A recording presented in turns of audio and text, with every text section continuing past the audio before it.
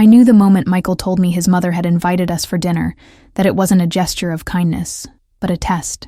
Margaret never did anything without intention, and her intention was always control. My stomach twisted when I saw the text from him. Mom wants us over Saturday at 7. She says it's important. Important. With her, that usually meant humiliating someone. I had spent months enduring her veiled remarks and icy stares, convincing myself that if I just smiled and stayed quiet, things would eventually thaw. But the truth was clear to me. Margaret had decided from the beginning that I wasn't good enough for her son, and she wasn't going to change her mind. That night, though, I didn't realize just how far she was willing to go.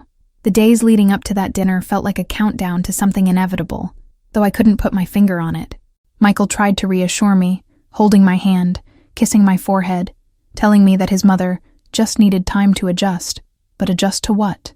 That her son loved me? That I had built my life without her approval? Margaret was the kind of woman who lived for appearances, who obsessed over the family's reputation and compared every person she met against some invisible, unattainable standard.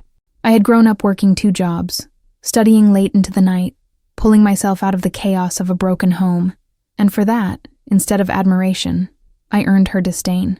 I'll never forget how she looked at me the first time we met. We were at Michael's apartment, a small dinner with just the 3 of us. She scanned me like I was a piece of cheap jewelry on display, her lips curving into that tight smile that never reached her eyes. "Oh," she had said, as though my very existence was an inconvenience. That expression became her mask every time we crossed paths afterward. No matter how I dressed, how polite I was, how much I tried to share pieces of myself, she always found a way to belittle me.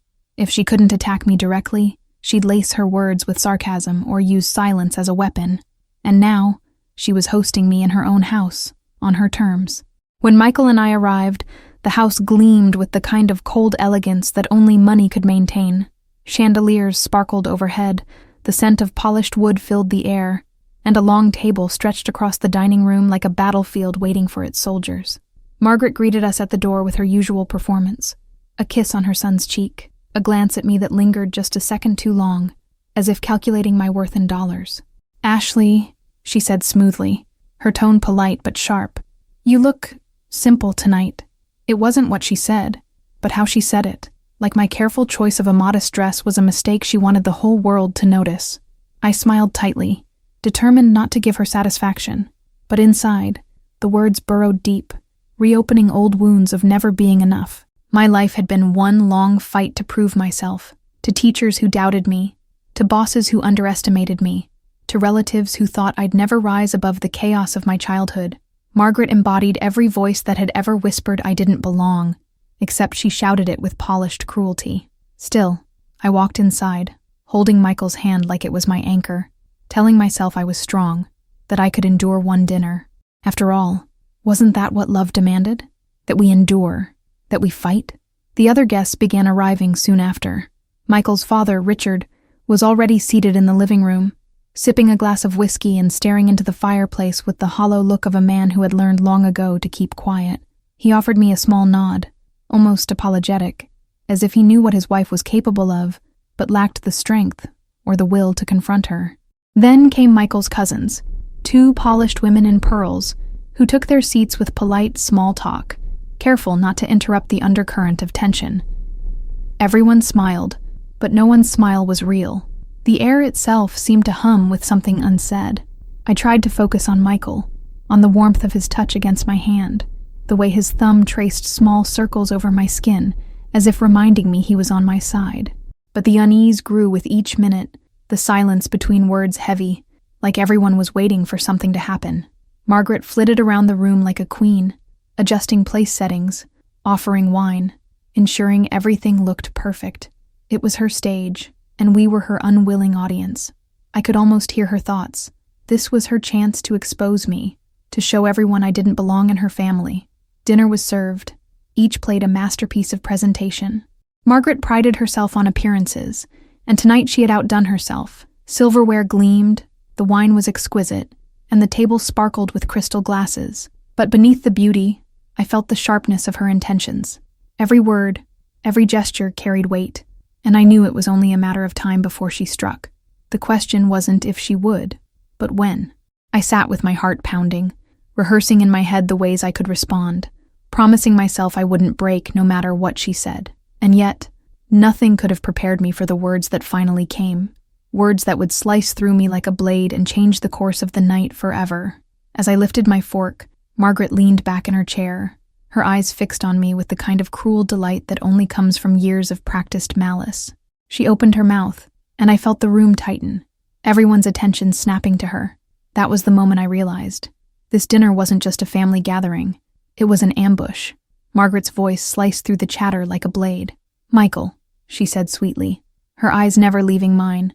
"I suppose Ashley has told you how resourceful she is." Her tone dripped with mock admiration, the kind that wasn't meant to lift someone up but to pull them down in front of witnesses. The room grew quiet, forks paused midair, and I felt the heat rise in my chest. I tried to smile politely, but my throat tightened. I had been warned by Michael that his mother had a sharp tongue, but nothing could prepare me for being the centerpiece of her performance. I placed my fork gently on the edge of my plate, forcing calm into my hands even though my pulse raced. "I've always worked hard," I said softly, hoping my voice sounded steadier than I felt. But Margaret pounced on my words like a predator who had cornered its prey. "Oh yes," she replied, feigning delight.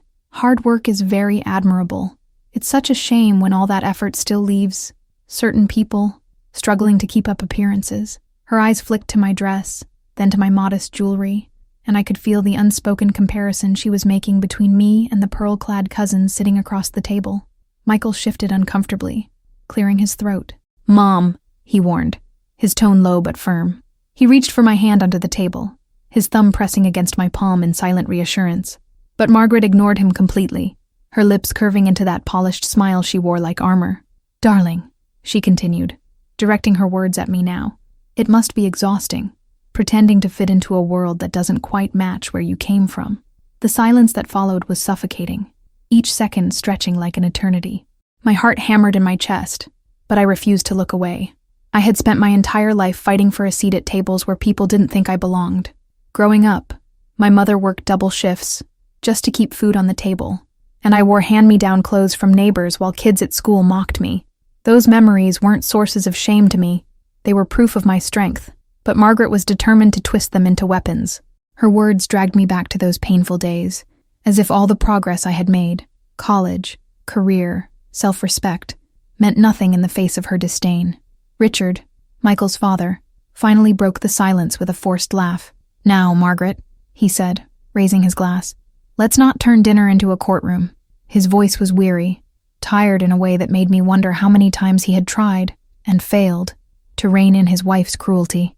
Margaret didn't even glance at him.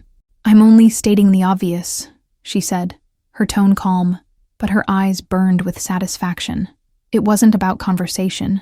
It was about control. She wanted the entire table to know she was in charge, and that I was beneath her. My chest tightened with humiliation, but a spark of anger flared beneath the shame. I had promised myself I wouldn't let her break me. Not tonight, not ever. So I lifted my chin and spoke, my voice quiet but firm. "I don't need to pretend, Margaret. I know exactly who I am and where I come from, and I'm proud of it." The words hung in the air, bold and fragile, like glass on the verge of shattering. For a brief moment, I thought I saw a flicker of surprise cross her face, but it vanished as quickly as it appeared, replaced by that familiar smirk. The cousins shifted uncomfortably in their seats, clearly wishing they could disappear into the polished floor. They exchanged quick glances, torn between loyalty to Margaret and empathy for me. No one dared to speak, though. Margaret ruled her family with fear, disguised as tradition, and nobody wanted to be the next target. Michael's grip on my hand tightened, but he didn't interrupt me. He knew I needed to defend myself, to prove I wasn't the fragile girl his mother imagined. I could feel his silent support like a shield at my side, but the battle was mine to fight. Margaret leaned back in her chair, swirling the wine in her glass as though savoring the tension she had created. "Pride," she mused, her voice dripping with irony. "Yes, I suppose that's all some people have." The jab landed squarely in my chest, sharp and unrelenting. I felt a dozen pairs of eyes on me, waiting to see if I would crumble. My throat tightened, my palms dampened, but I steadied myself. I had been humiliated before, and I had survived every single time. I wouldn't give her the victory of seeing me fall apart, but deep inside, beneath the practiced composure, a storm was brewing. I could feel my patience fraying, my tolerance unraveling. Every insult, every cutting remark she had ever made was building toward something inevitable.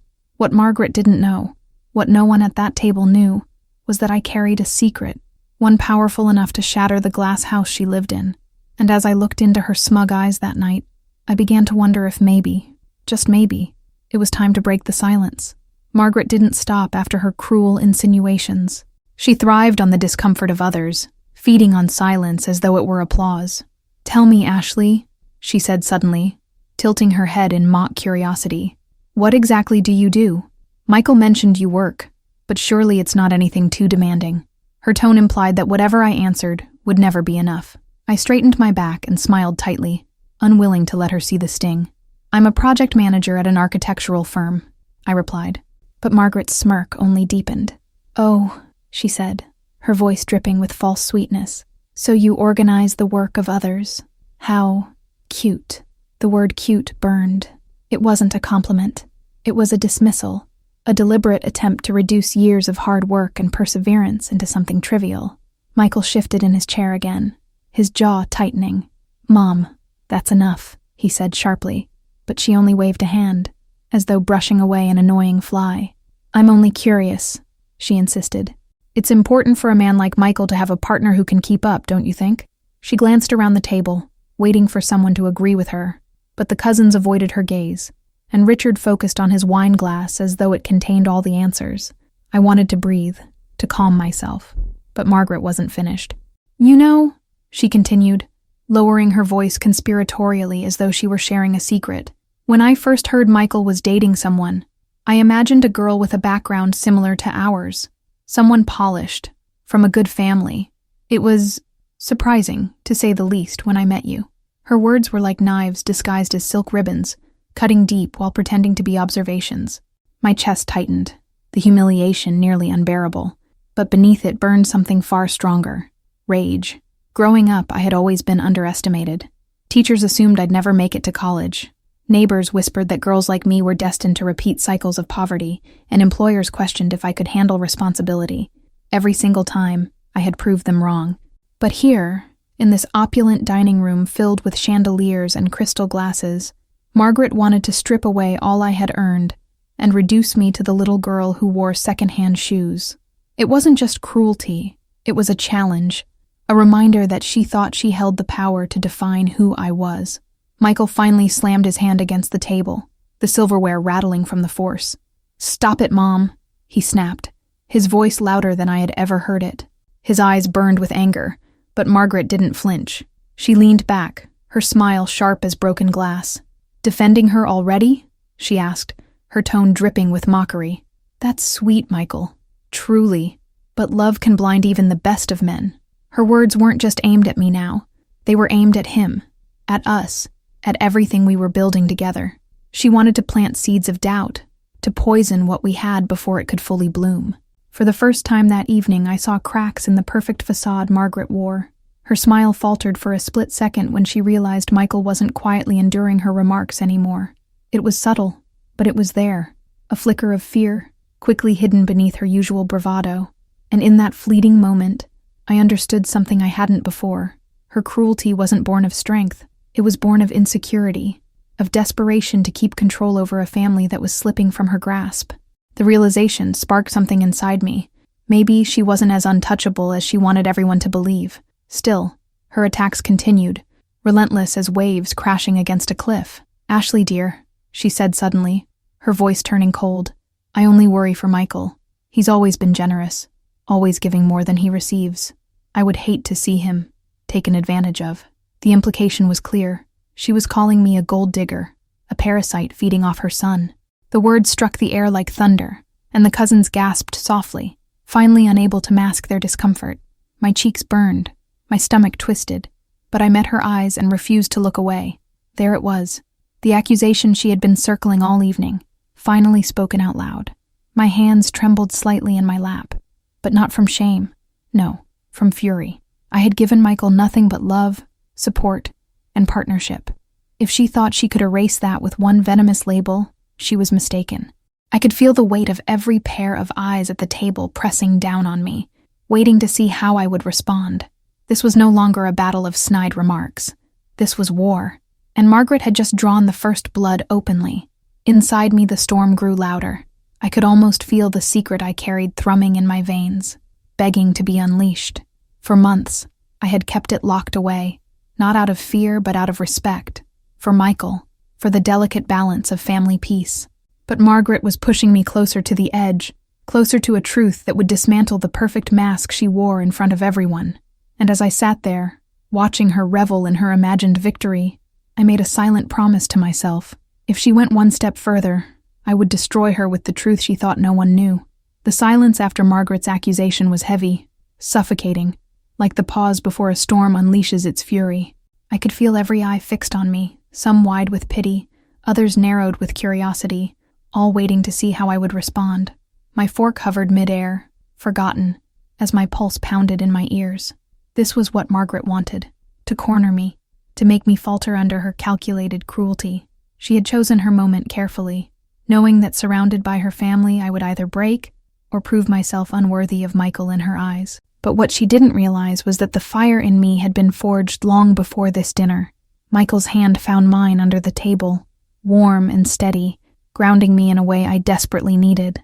"Ashley doesn't need to prove anything to you," he said firmly, his voice echoing through the dining room.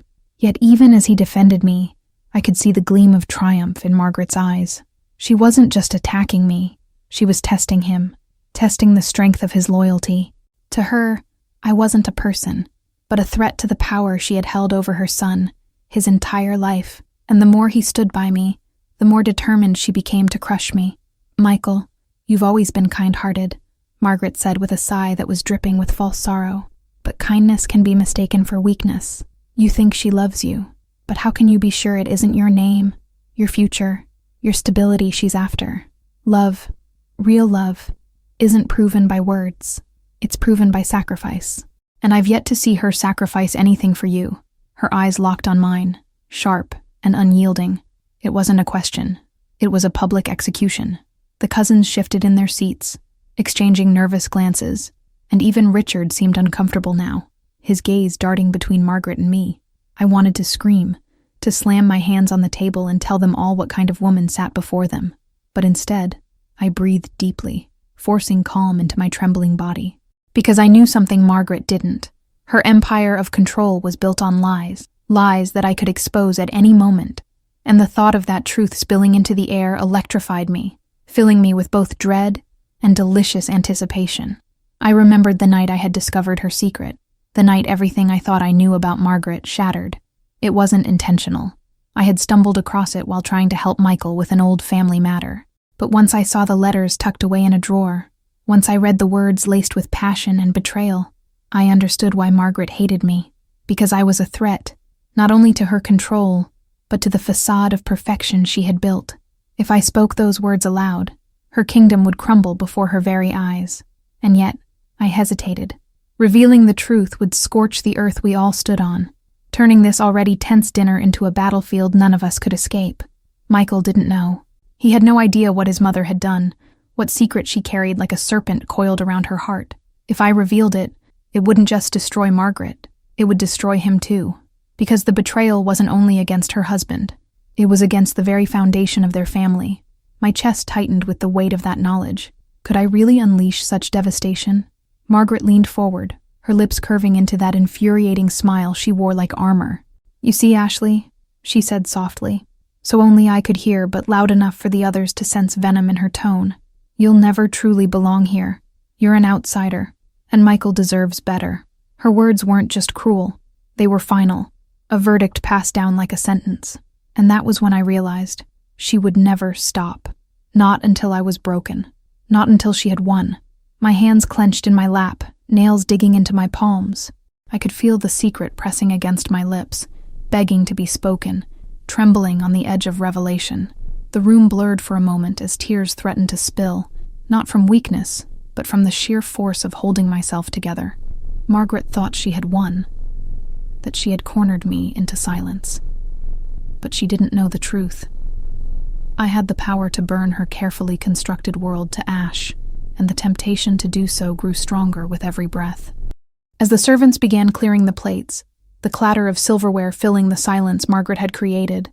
I made my decision. I would not stay quiet forever. Margaret had crossed a line tonight, branding me with words meant to humiliate, words meant to poison my love with Michael. But what she didn't know, what no one at this table knew, was that I held the match that could set her entire life ablaze. And if she pushed me one step further, if she dared humiliate me again, I would strike it without hesitation. The next course arrived, a delicate roast with glazed vegetables, but I couldn't taste a thing. The tension in the air had poisoned every bite, every sip, every smile forced across the table. Margaret sat with her back straight, and her chin lifted, as though she had already declared victory in a war I hadn't agreed to fight. Michael tried to engage me in small whispers, his thumb brushing circles on my hand, but I barely heard him. My mind was a storm, circling the secret like a predator waiting to strike. Every laugh Margaret forced, every dismissive glance she cast my way, stoked the fire that was consuming me from the inside. Richard cleared his throat, perhaps in an attempt to steer the evening away from conflict. But Margaret wasn't finished. She thrived on spectacle, on bending everyone at the table to her will, and I had given her an opening simply by being there. "You know," she began, her voice dripping with honeyed cruelty, "when I was Ashley's age, I was already running a household, raising children, and standing proudly by my husband. I didn't need to depend on anyone else's success to define me. The implication was sharp as glass. She wanted me to bleed in front of everyone." Michael opened his mouth to respond, but I stopped him with a slight shake of my head. This was no longer his battle. This was mine. Margaret had crossed from subtle digs into open warfare, and I could feel the secret pulsing at the back of my throat, begging to be set free. I studied her carefully, noting the way her eyes sparkled with satisfaction as she believed she was dismantling me piece by piece. She had no idea that every word she spat was sharpening the blade I held behind my back. I took a slow sip of water, steadying my voice. "It must have been difficult," I said evenly, forcing calm into every syllable, "to carry so many responsibilities while managing other complications." For a moment, Margaret's smile faltered. Just a flicker, but enough for me to see the shadow of fear pass through her expression. She quickly recovered, laughing lightly, though the sound was brittle. "What complications could you possibly be talking about, dear?" she asked, but her tone betrayed her unease.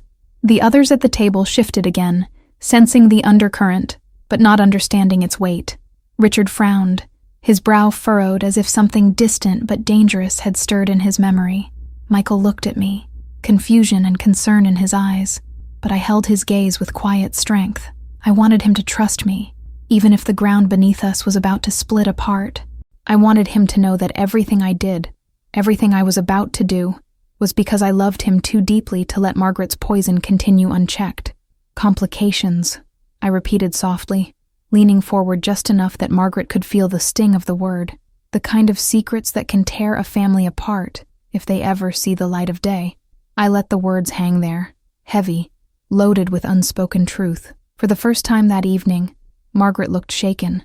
Her hand tightened around her wineglass, knuckles white, as though she were holding on not just to the stem, but to her entire, carefully constructed world. The silence that followed was deafening. Every cousin, every relative at that long table seemed to sense that something monumental was happening. The air crackled with unspoken questions, with a dread they couldn't yet name. Margaret's eyes bored into mine, cold and calculating, but I saw the tremor of panic beneath her mask. She knew exactly what I was referring to, and the fact that I knew it too made her vulnerable in a way she had never been before. Michael's hand tightened around mine again. "Ashley," he whispered, his voice low, almost pleading. He didn't know the truth, but he could feel it hovering just beyond his reach, like thunder rolling before a storm. I turned to him briefly, meeting his gaze, and saw the man I loved more than anything, caught between the woman who had raised him and the woman who wanted to build a future with him. And in that moment, I realized the truth wasn't just a weapon, it was also a test. Who he truly was, who he would choose to be, would be revealed by how he responded when I finally spoke it aloud. Margaret straightened in her chair, her lips curving into a defiant smile that didn't reach her eyes. "Careful, Ashley," she murmured, her voice just above a whisper but loud enough to slice through the room. "You don't know what you're meddling with." But she was wrong. I knew exactly what I was meddling with, and as my heart hammered against my ribs, I made the choice. The next words I spoke would change everything. Not just for her, not just for Michael, but for the entire family gathered in that room. The entire table seemed to hold its breath, waiting for my next move. My palms were slick against the glass of water, but my voice stayed steady. I leaned back in my chair, as if Margaret's warnings had no power over me. "You're right," I said softly, though my words cut sharper than any knife. "I don't know what it feels like to live a double life, hiding behind the mask of a perfect wife while carrying on with your husband's own brother." The sound that followed wasn't silence. It was the crashing weight of disbelief, the stunned gasp of every soul present as their world tilted upside down in a single sentence. Margaret froze, her fork clattering onto her plate with a sharp metallic clang. Her face drained of color, then flushed crimson as her composure shattered. "How dare you?" she hissed, her voice breaking like glass. But it was too late. The words were out. The secret no longer hers to keep. Richard's eyes went wide, confusion and pain warring in his expression as he turned to his wife. Michael's jaw dropped, his hand slipping away from mine, as if the ground beneath him had crumbled. The cousins and relatives exchanged bewildered glances, their appetites vanishing with the revelation. "I dare because you dragged me here to humiliate me," I continued, my voice stronger now, fueled by months of restraint finally set ablaze.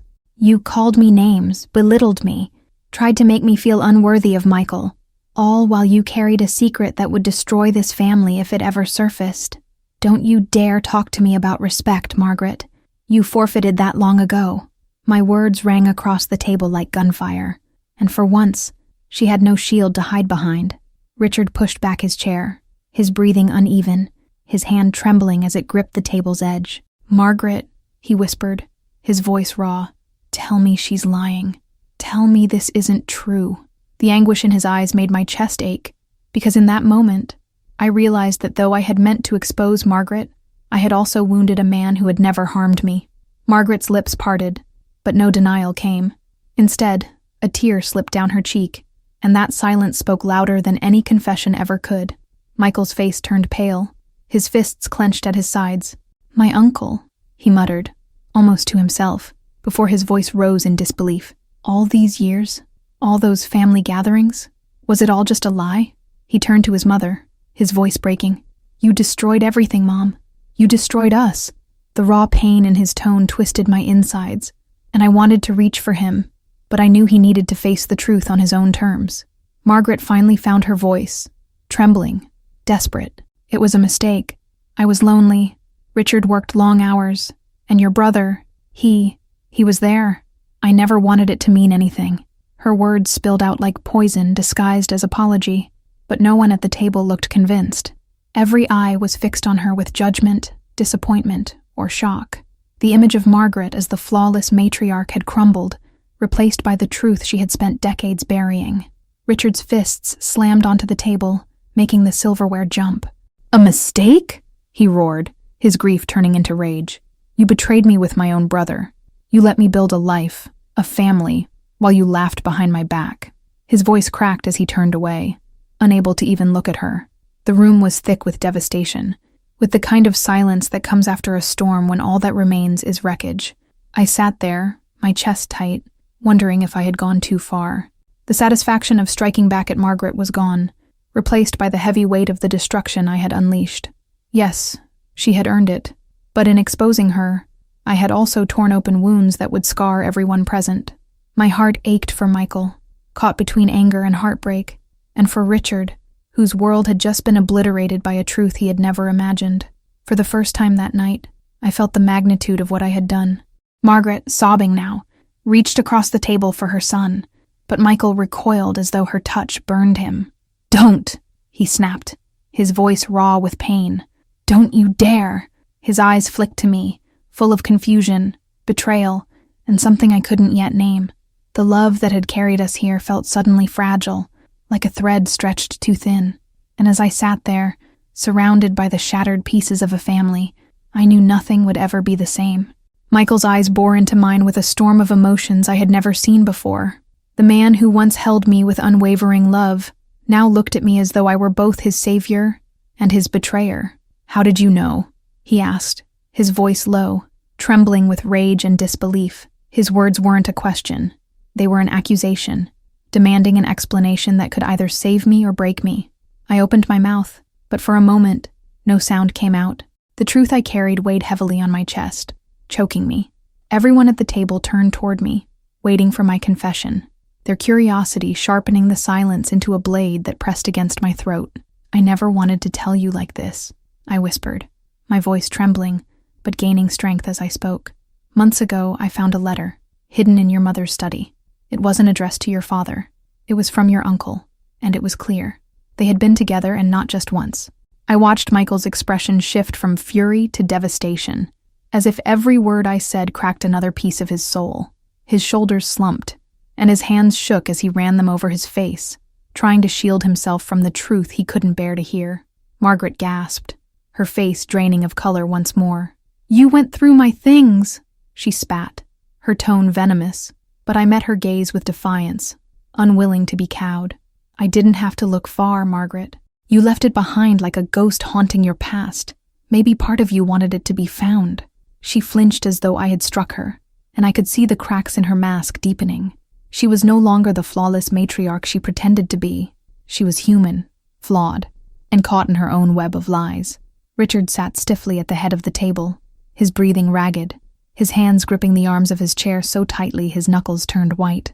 His gaze was fixed on Margaret, and yet I could see the way his body leaned slightly toward me, as if to draw strength from the fact that someone had revealed the truth at last. "All these years," he murmured, his voice hollow, broken. "All these years I thought I had a faithful wife, a loyal family, and now I see it was all a farce." He turned his eyes on Michael, grief filling them. "Son, I am so sorry." The apology, though misplaced, made the pain in the room nearly unbearable. Michael slammed his fist against the table, the sound echoing like a gunshot. "You're sorry? She's sorry. Everyone's sorry. But I'm the one who has to live with this mess." His voice cracked, and for a moment, I saw the little boy inside him, still yearning for the mother who should have protected him from lies, not drowned him in them. He stood suddenly, the chair screeching against the floor, and his eyes found mine again. "And you, Ashley, you knew. You let me love you while carrying this weight. How long did you plan to hide it from me?" His accusation cut deep, and I felt my heart twist painfully in my chest. Tears blurred my vision, but I forced myself to meet his gaze. "I wanted to protect you," I said, my voice breaking. "I knew how much your mother's approval meant to you, how much you loved this family. I thought if I stayed quiet, maybe it would never matter. But when she called me a gold digger, when she humiliated me in front of everyone, I couldn't let her keep her crown of lies any longer. I wanted you to see her for who she really is. I never wanted to hurt you, Michael." My words spilled out desperately, but I could see the distance growing in his eyes, a distance I feared I might never bridge. Margaret's sobs grew louder, her body shaking with the force of her shame and rage. She reached across the table again, this time not for Michael, but for Richard. "Please listen to me," she begged, her voice raw and cracked. "It was years ago. It meant nothing. You are my husband, Richard.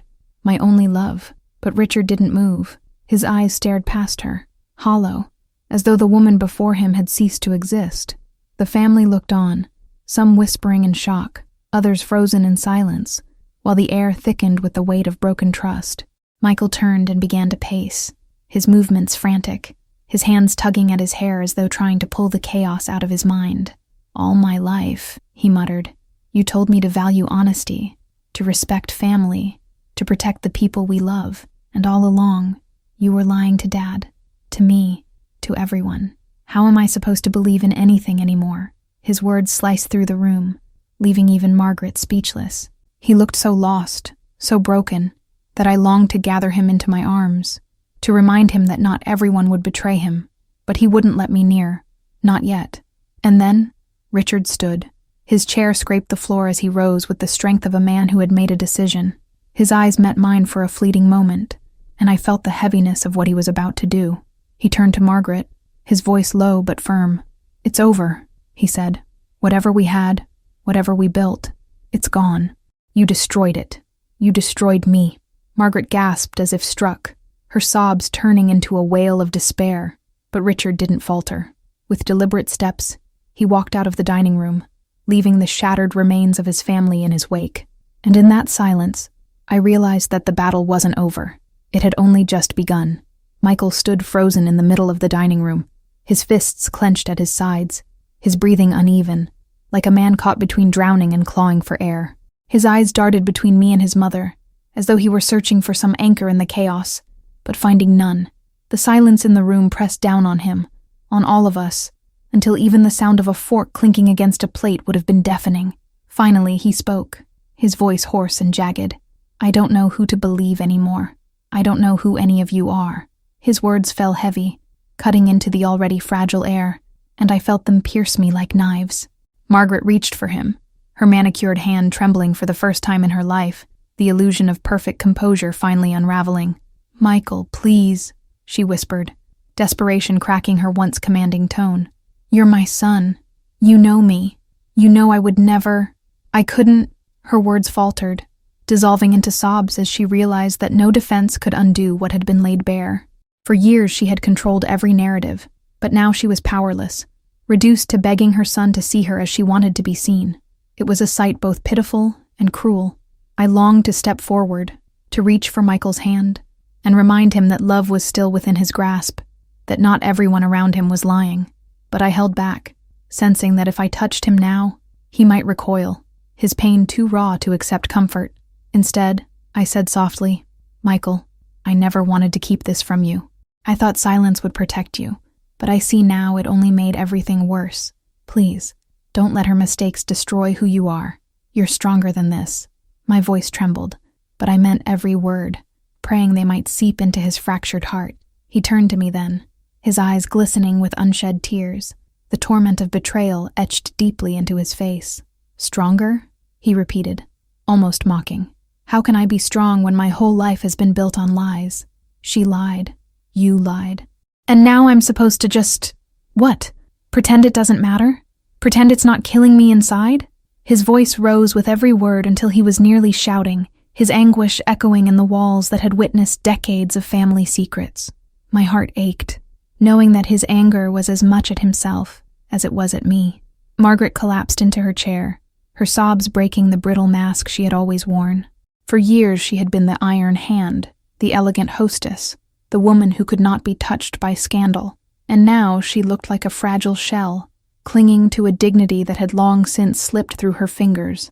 "I did it because I was lonely," she cried suddenly, her confession spilling out between gasps for air. "Your father worked late nights, left me alone with my emptiness, and your uncle, he saw me. He gave me what Richard couldn't. I hated myself for it, but I couldn't stop.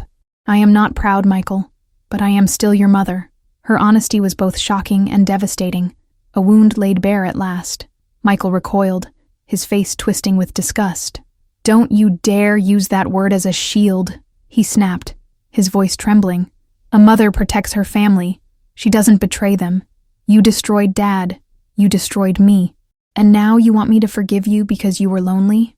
His voice cracked, and for a moment he looked like a boy again, pleading for something he knew he would never receive. His pain filled the room, and no one dared to breathe as he wrestled with the enormity of the truth. I stepped forward then, unable to remain silent any longer. "Michael," I said, my voice steady though my heart pounded in my chest. "Forgiveness doesn't erase what happened, but holding on to this anger will consume you. Don't let her mistakes take away your future too. You are more than her lies, more than this betrayal." I searched his face, hoping for some flicker of understanding, but what I saw instead was a wall, a fortress of grief and rage built so high, I wondered if I would ever climb it again. Still, I had to try. Margaret looked at me then, her eyes red and swollen, but still burning with that familiar disdain. "You," she hissed, her voice raw. "You think you're the savior here? You've ruined everything. If you loved my son, you would have kept your mouth shut. You're nothing but the cheap girl I always said you were." Her words were venom, even in her brokenness, and though she trembled, she still tried to cast me as the villain. I stood firm, refusing to bow to her fury, because I knew the truth was no longer hers to twist. Michael's shoulders sagged, his strength finally giving way as he sank back into his chair. His face buried in his hands, he whispered, "I can't do this anymore. I don't know what's left of this family, or of me." His voice was so faint it nearly broke me. A man who had once stood so strong now, crumbling beneath the weight of silence and shattered trust. And as the room held its breath, I knew we had reached a crossroads. Either Michael would let this truth destroy him, or he would rise from it, scarred, but unbroken. But which path he would choose, I did not yet know. The silence after Michael's whisper was heavier than any scream, pressing into every corner of the dining room like a storm that refused to pass. His hands covered his face, but I could still see the tremor in his shoulders, the raw fragility of a man brought to his knees by truths too unbearable to carry. Margaret stared at him with wide, desperate eyes, as though sheer willpower could undo the venom she herself had spilled. Richard sat in stunned stillness, his jaw locked tight, the weight of betrayal threatening to crush the dignity he had fought all his life to uphold. And I, standing amidst the wreckage, realized that everything now balanced on Michael's next words. He finally lifted his head, his face pale and streaked with tears, though his eyes burned with a clarity that chilled me. "I don't know if I can forgive," he said slowly, each word scraping against the air like jagged glass. "But I know this.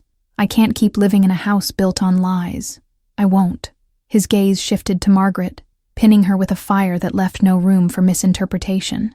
"You called Ashley a gold digger, tried to humiliate her, and yet you're the one who destroyed this family with your greed for affection you couldn't find at home. Don't you dare speak of her character again." His voice trembled with fury, but underneath was a strength I had almost forgotten he possessed. Margaret flinched as if he had struck her, her lips parting, but no sound came out. The authority she had wielded for years, the commanding presence that silenced entire rooms, had vanished like smoke in the wind. In its place was a woman exposed, small, vulnerable, and afraid. Her fingers dug into the armrests of her chair, as if she could hold on to some remnant of power, but there was nothing left for her to grip. I watched her crumble, not with satisfaction, but with a heavy sadness that no one in that room had truly escaped her web. Richard finally spoke, his voice low and trembling, but each word carried the weight of decades. "I gave you everything, Margaret. My loyalty, my name, my years, and you spat on all of it. Worse, you lied to our son every day of his life." His eyes glistened, though no tears fell. "Do you have any idea what you've destroyed?"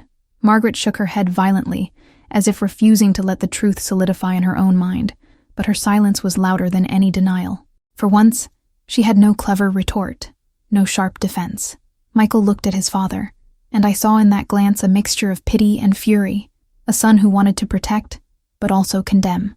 "Dad," he whispered, his voice breaking, "I don't know how you can even look at her right now."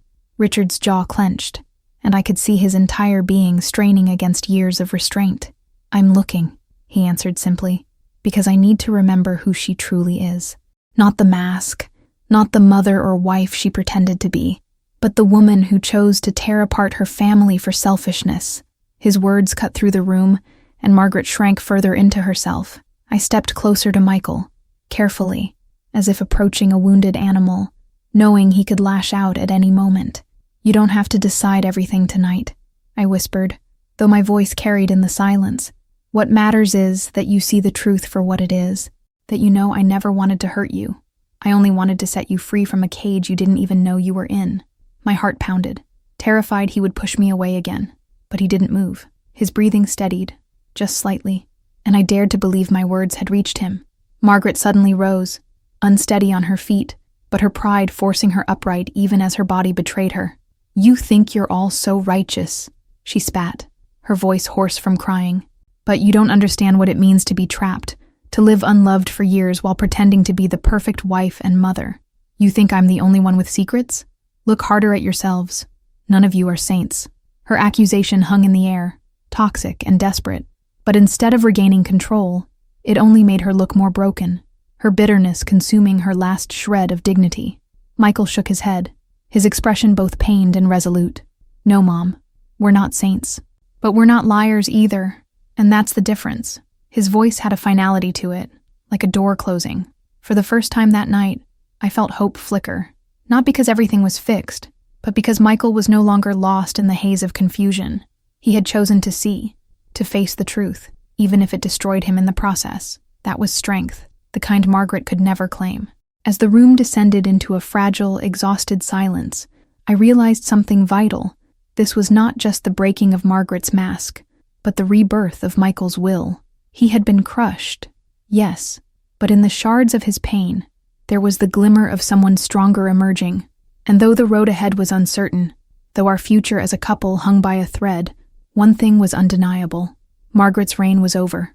The crown she had worn so ruthlessly was shattered at her feet, and no amount of poison in her words could piece it back together again. I thought the storm had already passed, that Margaret's cruel words and my own revelations had exhausted every weapon she could possibly wield. But I was wrong. Her eyes, those cold blue daggers that once pretended warmth, still had venom left. The room was filled with silence after I had exposed her affair with her husband's brother, and everyone stared at her as if they were staring at the collapse of a monument they had once believed unshakable. She stood, trembling, her hands clutching the back of her chair, and I felt a strange mix of pity and terror. There was something in her posture that warned me she wasn't done yet. Margaret leaned forward, her voice low, almost a hiss, and said words that froze my blood before I even understood them fully. "You think you know everything, Ashley?" she sneered, her lips curling like a predator about to strike. "You think you've humiliated me, but you don't realize you are standing on a foundation of lies yourself." I blinked, confused, while Michael turned toward her with sudden dread, his knuckles white on the table. Margaret's smirk widened when she noticed his reaction. "Ask him," she continued, her voice cutting the air like glass. "Ask your perfect fiancé why he never told you the whole truth about what happened 5 years ago, about that night." My heart pounded in my chest, and I turned to Michael, but his face had gone pale, almost lifeless. I had never seen him so shaken, and in that moment, fear coiled inside me tighter than any humiliation Margaret had inflicted. I whispered his name, my voice breaking. "Michael?" He swallowed hard, his eyes darting between me and his mother. The silence stretched, unbearably heavy, until finally he spoke, his voice raw and trembling. "Ashley, I didn't tell you because I wanted to protect you, because I thought it would destroy everything we have if you knew." My throat closed, my chest ached, and I wanted to scream at him to just say it. Margaret laughed bitterly, enjoying every second of my torment. "He was with someone else, Ashley. The night you thought he was in the hospital with me, he wasn't. He was with another woman." The words slammed into me like knives. I gasped, unable to breathe, my world spinning out of control. Betrayal had never felt so real, so cruel, so carefully timed. Michael's eyes filled with tears as he reached for me, but I pulled back, trembling.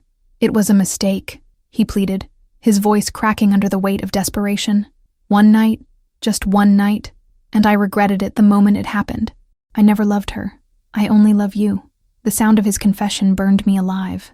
I thought of every promise he had made, every time he had sworn I was the only one who mattered. Now I could barely look at him. Margaret's triumphant smile twisted into something monstrous, as though she had been waiting years for this moment, saving it as her final weapon. Around us, silence hung so thick it suffocated, until Sophie muttered from the corner, "God help us all." But I wasn't looking at Sophie, or even Margaret. I was staring at Michael, my heart shattering with every second. I stood, my body shaking, and the room blurred with tears. "You both took pieces of me," I whispered. I pointed at Margaret. "With your venom, your lies, your games, and you," I turned to Michael, my voice breaking, "with your betrayal. You were supposed to be my safe place."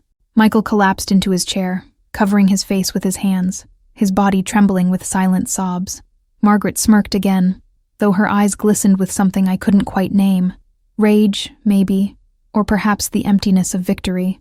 My entire soul wanted to scream, but the sound wouldn't come.